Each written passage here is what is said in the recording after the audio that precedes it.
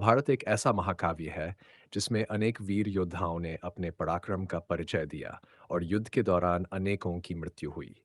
इनमें से कुछ मौतें वीरगति की मिसाल बनी, तो कुछ दर्दनाक और अमानवीय थीं। अगर सबसे दर्दनाक मृत्यु की बात करें, तो अभिमन्यु की मौत को सबसे कष्टदायक और क्रूर माना जाता है। अभिमन्यु अर्जुन और सुभद्रा का पुत्र था। वह बचपन से ही वीर और शस्त्र विद्या में निपुण था। ये कहा जाता है कि जब वह अपनी माँ के गर्भ में था, तभी उसने चक्रव्यूह में प्रवेश करने की विधि सीख ली थी। लेकिन बाहर निकलने का तरीका जानने से पहले उसकी माता को नींद आ गई थी। यही कारण था कि वह चक्रव्यूह में प्रवेश तो कर सकता था, लेकिन उससे निकलने की कला उसे नहीं आई। अभिमन्यु की वीरता। महाभारत युद्ध के 13वें दिन दुर्योधन ने एक विशेष योजना बनाई। उसने गुरु द्रोणाचार्य के नेतृत्व में चक्रव्यूह की रचना करवाई। चक्रव्यूह एक ऐसी युद्ध नीति थी जिसमें यदि कोई योद्धा एक बार प्रवेश कर जाता तो बिना उचित रणनीति के बाहर नहीं निकल सकता था। इस योजना के तहत दुर्योधन चाहता था कि पांडवों को भारी हानि पहुंचे। युद्ध में अर्जुन और कृष्ण उस दिन दूर चले गए थे क्योंकि दुर्योधन ने रणनीति के तहत उन्हें युद्ध के मैदान से हटाने के लिए एक अलग मोर्चे पर भेज दिया था। जब पांडवों ने चक्रव्यूह की रचना देखी, तो उन्हें चिंता हुई क्योंकि केवल अर्जुन ही इसे तोड़ सकते थे। लेकिन अर्जुन की अनुपस्थिति में कोई और उपाय नहीं था।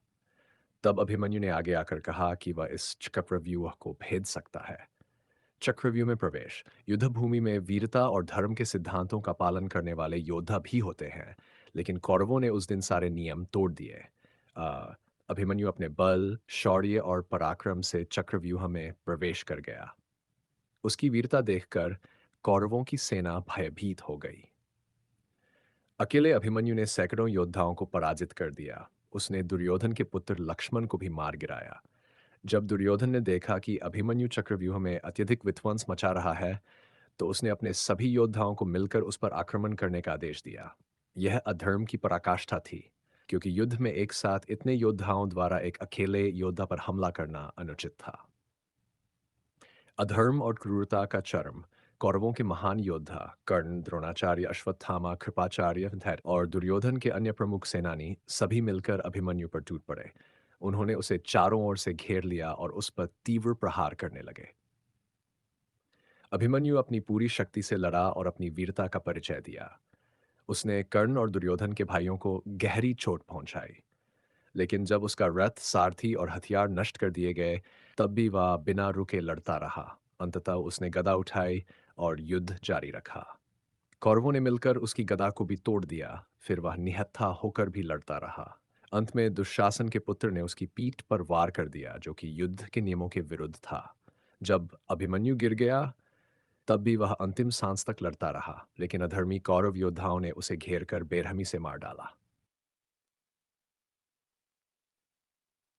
अभिमन्यु की मृत्यु का प्रभाव। अभिमन्यु की दर्दनाक मृत्यु ने पांडवों को झकझोर दिया।